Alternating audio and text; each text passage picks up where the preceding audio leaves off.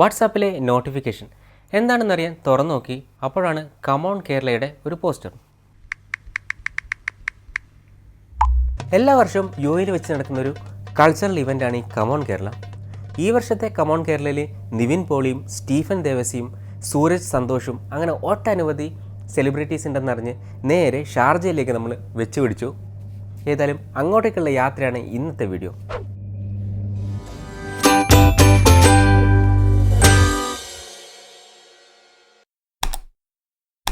ഷാർജയിലുള്ള ബസ്സിൽ നമുക്ക് പോകേണ്ട. ഏതായാലും ഞാൻ റെഡിയായി. ഇനി ഇവളുടെ കാര്യം എന്താ നമുക്കറിയാം. ഒരുങ്ങി അവസാനം കൊളായിട്ടുണ്ട്. ഇനി ഒരു 5 മിനിറ്റ് കൂടെ ബാക്കിയുള്ളൂ. യുണൈറ്റഡ് അറബ് എമിറേറ്റ്സ് എന്ന കൊച്ചു രാജ്യത്തിൽ ഏറ്റവും കൂടുതൽ മലയാളികൾ ഫാമിലിയായിട്ട് താമസിക്കുന്ന സ്ഥലമാണ് ഷാർജ. വലിപ്പത്തിൻ്റെ കാര്യത്തിൽ 3-ാം സ്ഥാനമാണ് ഈ ഷാർജ നഗരത്തിനുള്ളത്. അതുപോലെ തന്നെ ഒട്ടനവധി വിനോദങ്ങളും അതുപോലെ ബീച്ചുകളും കാര്യങ്ങളൊക്കെയുള്ള ഷാർജയിലെ അൽ കസ്ബയിലേക്കാണ് ഇന്നത്തെ യാത്ര. ഹലോ, നിങ്ങളെവിടെ എത്തി? ഓക്കെ നിങ്ങളൊരു കാര്യം ചെയ്യാം, നിങ്ങൾ നേരെ ഗോൾഡ് സൂക്കിലേക്ക് വാ, നമ്മളങ്ങോട്ട് എത്തിക്കോളാം. ഏതായാലും നമ്മുടെ സെൽഫി സ്റ്റിക്ക് എന്തായാലും വേണം, കാരണം നമുക്ക് ഷൂട്ട് ചെയ്യാൻ. പിന്നെ നമ്മുടെ ഈ മൈക്ക് എന്തായാലും ഒഴിവാക്കാൻ പറ്റില്ല. ഞാൻ ഏതായാലും മൈക്ക് റെക്കോർഡ് ചെയ്യാൻ വേണ്ടിയിട്ട് നമ്മുടെ ലൈറ്റ്നിങ് പോർട്ട് കൺവേർട്ടറും കൂടെ എടുത്തിട്ടുണ്ട്. കാരണം എന്നാലും മൈക്ക് ഇതായിട്ട് കണക്ട് ചെയ്യാൻ പറ്റുള്ളൂ ഫോണുമായിട്ട്. അപ്പോൾ ഷൂട്ടെല്ലാം ചെയ്യുന്നതാണ് ഇത്. പിന്നെ ഒരു iPhone 6s ആണ്. അപ്പോൾ ഇതിൽ ഫിലിമിക് പ്രോ ഡൗൺലോഡ് ചെയ്തിട്ടുണ്ട്. അതുകൊണ്ട് അത്യാവശ്യം എന്തെങ്കിലും ഷോട്ട് എടുക്കണമെന്നുണ്ടെങ്കിൽ നമുക്ക് ഇതിലും എടുക്കാൻ പറ്റും. അപ്പം സാധാരണ സെറ്റാണ്, ഇനി പോയാൽ മാത്രം മതി.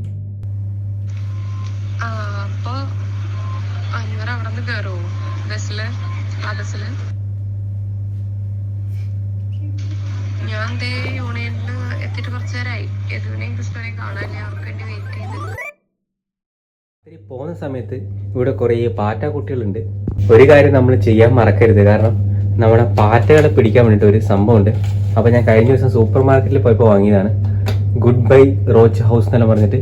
ഇത് ഡിസ്പോസിബിൾ ആയിട്ടുള്ള ഒരു കോക്രോച്ച് എന്താ പറയുക ക്യാച്ചിങ് സംഭവമാണ്. ഇതിൽ എഴുതിയിട്ടുണ്ട് എന്തോ ജർമ്മൻ ടെക്നോളജി എന്നൊക്കെ.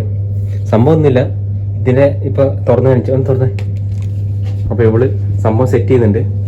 തുറക്കുമ്പോൾ തന്നെ കണ്ടില്ലേ, ഒരു സ്റ്റിക്കി ആയിട്ടുള്ള ഒരു മാറ്റ് പോലത്തെ ഒരു സംഭവമാണ്. അപ്പോൾ ഇത് പൊളിക്കുക. അതിന് ശേഷം പൊളി ജസ്റ്റ് ഒന്ന് പൊളിച്ചാൽ മതി. കണ്ട എന്തായാലും എന്തോ ഒരു കെണി പോലത്തെ സംഭവം തന്നെ. നമ്മളെ എലിപ്പെട്ടിക്ക് പകരം പാറ്റാക്കണി എന്നെല്ലാം കേട്ടുള്ളൂ. അമ്മാതിരി കണി. ഓക്കെ, ഇനി ഞാൻ സെറ്റ് ചെയ്യും. അതിൽ രീതിയിലുള്ള ഞാൻ കാണിച്ചിടാം. ഞാൻ കാണിച്ചിടാം. അപ്പോൾ ഇവർക്ക് സെറ്റ് ചെയ്യാറില്ല, സംഭവം തന്നെ ഉള്ളൂ. ഇതിലിപ്പോൾ ഇങ്ങനെ ഓരോ ഫോൾഡിങ് ഉണ്ടാവില്ലേ. അപ്പോൾ ഇതിൽ ആരോ മാർക്ക് ഉണ്ട്. ഈ 2 arrow mark just nail insert ചെയ്യുക. സംഭവം റെഡി. മനസ്സിലായില്ലെങ്കിൽ പറയണം കേട്ടോ. എല്ലാവരും കേൾക്കാനാ പറയുന്നത്, മനസ്സിലായില്ലെങ്കിൽ പറയണം. ഓക്കെ. ഇനി ഇതുവരെ വെച്ചിട്ട് രാത്രി ആകുമ്പോഴത്തേക്കും പാറ്റ എന്തെങ്കിലും എടുക്കാൻ വേണ്ടി വരുമല്ലോ. അപ്പം നേരെ ഇതിൻ്റെ ഉള്ളിൽ കയറും. നമ്മൾ എലിപ്പെട്ടിയിൽ വിഷം വെക്കുന്ന പോലെ തന്നെ അതിൻ്റെ ഉള്ളിൽ ആ പശയിൽ പറ്റി പിടിച്ച് പിന്നെ അതിന് രക്ഷപ്പെടാൻ പറ്റില്ല. ഏതായാലും ഈ വ്ളോഗ് കഴിയുമ്പോൾ നമുക്ക് ഇതിൻ്റെയും കൂടെ റിസൾട്ട് അറിയാം. കാരണം തിരിച്ചു വരുമ്പം എത്ര പാറ്റ ഉണ്ടെന്ന് നമുക്ക് എന്താ നോക്കാം. ദുബായിലെ ഗോൾഡ് സൂക്കിനടുത്തുള്ള ഹയാത്ത് റീജൻസി ഹോട്ടൽ ബസ് സ്റ്റോപ്പിൽ നിന്നാണ് ഷാർജയിലേക്കുള്ള നമ്മുടെ ബസ്. ഗോൾഡ് സൂക്കിലെ ഒരു കഫറ്റീരിയയിൽ വെച്ച് ഇവരെ കണ്ടുമുട്ടിയപ്പോഴേക്കും ഒരു നീണ്ട യാത്രയ്ക്കുള്ള തയ്യാറെടുപ്പിലായിരുന്നു ഇവർ. Bus number E306. ആ ബസ് ലക്ഷ്യമാക്കി നമ്മളേതായാലും റോഡ് ക്രോസ് ചെയ്യാൻ വേണ്ടി തീരുമാനിച്ചു. നല്ലൊരു തണുപ്പ് കാലം കഴിഞ്ഞ് യുഎയിൽ ഇപ്പോൾ വേനൽക്കാലം സ്റ്റാർട്ട് ചെയ്തിരിക്കുകയാണ്. ജൂലൈ ഓഗസ്റ്റ് ആകുമ്പോഴേക്കും നല്ല ചൂട് തന്നെ വരും. ഇപ്പോഴൊരു സഹിക്കാൻ പറ്റുന്ന രീതിയിലുള്ളൊരു സുഖകരമായിട്ടുള്ളൊരു ചൂടുകാലമാണ്. വൈകുന്നേരം ആയതുകൊണ്ട് തന്നെ ഒരുപാട് ആളുകൾ ചായ കുടിക്കാനും അതുപോലെ തന്നെ വൈകുന്നേരത്തെ നടത്തത്തിനൊക്കെ പോകുന്നുണ്ട്. ഏതായാലും ഹയാത്ത് ഹോട്ടൽ ബസ് സ്റ്റോപ്പിലേക്ക് നമ്മൾ എത്തിച്ചേർന്നു. പല രാജ്യങ്ങളിലെ പോലെ തന്നെ ഇവിടെയും നമ്പറിംഗ് സിസ്റ്റമാണ് ബസ്സുകൾക്ക്. ബസ് ഏതായാലും നമ്മൾ പ്രതീക്ഷിച്ചതിലും നേരത്തെ എത്തി.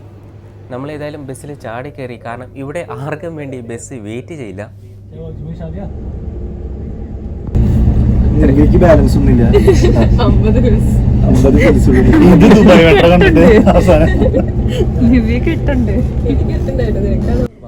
ബസ്സിൽ കയറിയപ്പോഴാണ് ക്രിസ്റ്റോയ്ക്ക് ഒരു അബദ്ധം മനസ്സിലാവുന്നത്. മിനിമം ബാലൻസ് 10 ദിറംസ് വേണം കാർഡിൽ, എന്നാൽ മാത്രമേ യാത്ര ചെയ്യാൻ പറ്റൂ. ഇല്ലെങ്കിൽ 200 ദിറംസ് ആണ് ഫൈന്. ഏതായാലും പൈസയോ അല്ലെങ്കിൽ ക്യാഷ് ആയിട്ടൊന്നും നമുക്ക് പേയ്മെൻറ്റ് ചെയ്യാൻ പറ്റില്ല. കാർഡ് സിസ്റ്റമാണ് ഇവിടെ മൊത്തം. ഏതായാലും റീചാർജ് ചെയ്യാൻ ഇനിയിപ്പം ബസ് സ്റ്റോപ്പിലോ അല്ലെങ്കിൽ മെട്രോ സ്റ്റേഷനിലോ പോകണമെന്ന് വിചാരിച്ചിരിക്കുമ്പോഴാണ് നോൾ പേ എന്ന് പറഞ്ഞിട്ടുള്ള മൊബൈൽ ആപ്ലിക്കേഷൻ നമുക്ക് യൂസ് ചെയ്യാമെന്ന് വിചാരിച്ചിട്ട് നമ്മൾ നേരെ നോൾ പേ ഉപയോഗിച്ച് റീചാർജ് ചെയ്യാൻ വേണ്ടി നോക്കിയത്. ഏതായാലും റീചാർജ് സക്സസ്ഫുള്ളായി. അതുകൊണ്ട് തന്നെ 200 ദിർഹംസ് ഫൈൻ ഇല്ലാതെ നേരെ ഷാർജയിലെത്താൻ പറ്റി. ഷാർജയിലേക്കുള്ള മിക്ക ബസ്സുകളും ഡബിൾ ഡെക്കർ ബസ്സുകളായിരിക്കും.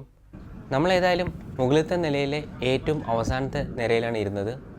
പോകുന്ന വഴിയിൽ ഏറ്റവും മനോഹരമായിട്ടുള്ള ഒരു ബീച്ചുകളിലൊന്നായ അൽ മംസാർ ബീച്ചും കാണുന്നുണ്ടായിരുന്നു. അൽ മംസാർ ബീച്ചിൻ്റെ കാര്യം എടുത്തു കഴിഞ്ഞാൽ നിരവധി ടൂറിസ്റ്റുകൾ വർഷം തോറും അല്ലെങ്കിൽ ഇവിടുത്തെ UAE റെസിഡൻസ് തന്നെ ഏറ്റവും കൂടുതൽ വിസിറ്റ് ചെയ്യുന്നൊരു ബീച്ചുകളൊന്നാണ് അൽ മംസാർ ബീച്ച്. വൃത്തിയുടെ കാര്യത്തിലും അതുപോലെ തന്നെ ബീച്ചിൻ്റെ വെള്ളത്തിൻ്റെ മനോഹാരിതയിലൊക്കെ വളരെയധികം മികച്ചു നിൽക്കുന്ന ഒന്നാണ് ഈ അൽ മംസാർ ബീച്ച്. അങ്ങനെ ഷാർജ എമിറേറ്റിലേക്ക് ബസ് പതുക്കെ എത്തിച്ചേർന്നു.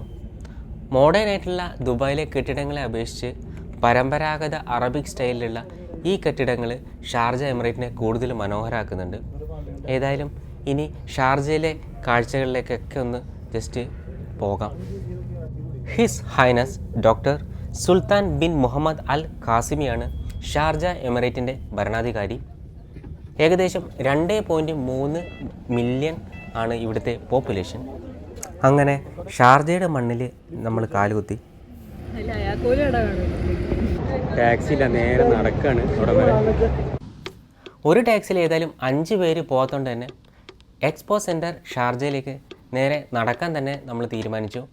വഴിയിലെ കാഴ്ചകളൊക്കെ കണ്ട് ഏകദേശം അരമണിക്കൂറോളം യാത്രയുണ്ട് എക്സ്പോ സെൻറ്ററിലേക്ക്. സമയം അങ്ങനെ സന്ധ്യ മയങ്ങാറായിരിക്കുകയാണ്.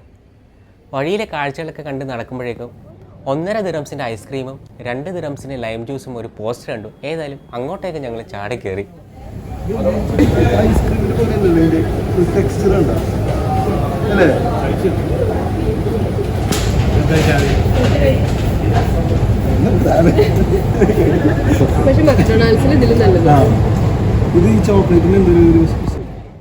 ഐസ്ക്രീം ഏതായാലും 1.5 ദിർഹംസിന് മുതലായി.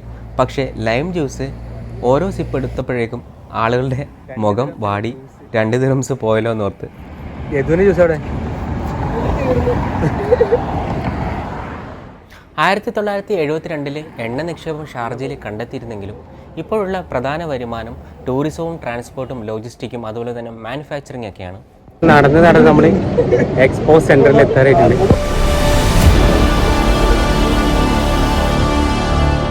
ഒരു വലിയ ജനകൂട്ടം തന്നെ പുറത്തുണ്ട്.